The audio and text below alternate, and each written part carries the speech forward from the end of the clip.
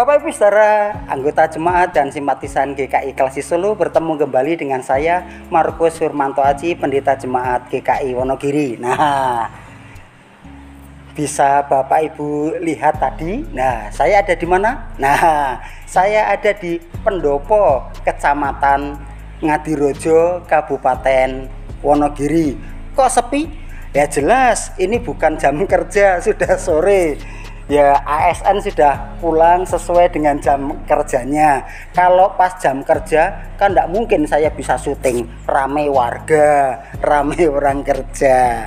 Nah, saya ada di Pendopo yang menjadi salah satu tempat untuk sosialisasi dengan warga di sekitar kecamatan ini utamanya. Ya, umumnya warga masyarakat Kecamatan Ngadirojo ya tentu tidak semuanya datang, pasti perwakilan saja. Tetapi toh mereka mewakili warga tiap dusun atau RT yang ada di Kecamatan Ngadirojo. Ada apa? Mereka datang tentu karena ada sesuatu hal yang penting yang mau disosialisasikan oleh kabupaten ataupun oleh kecamatan, sehingga karena sosialisasi yang baik maka warga mendapat juga informasi wawasan yang baik pula.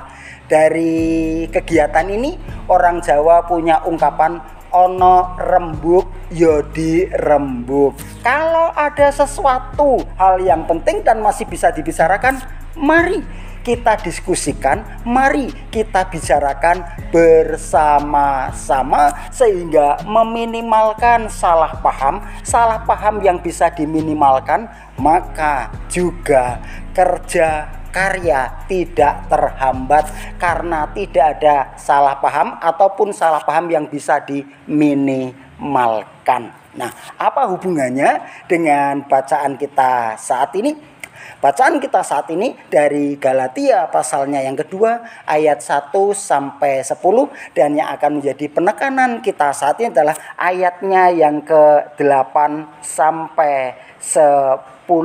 Galatia pasalnya yang kedua ayat 8 sampai 10, saya bacakan demikian. Karena Ia yang telah memberikan kekuatan kepada Petrus untuk menjadi rasul bagi orang-orang bersunat, Ia juga yang telah memberikan kekuatan kepadaku untuk orang-orang yang tidak bersunat.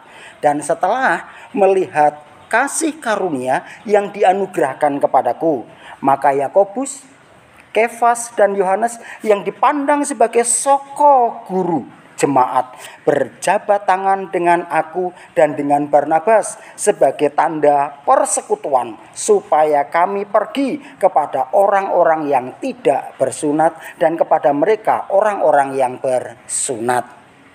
Hanya kami harus tetap mengingat orang-orang miskin, dan memang itulah yang sungguh-sungguh kuusahakan melakukannya.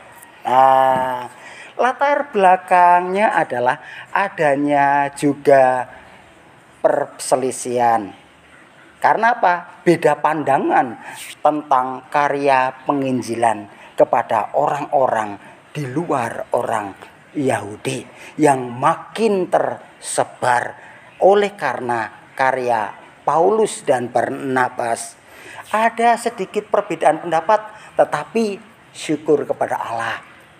Yang tadi dikatakan ono rembug yodi rembug, maka Paulus, Barnabas, Petrus dan juga rekan-rekan yang lain bertemu untuk juga menyatukan pemahaman, dan terjadi kesepakatan di antara mereka yang ditandai tadi berjabat tangan. Tanda apa?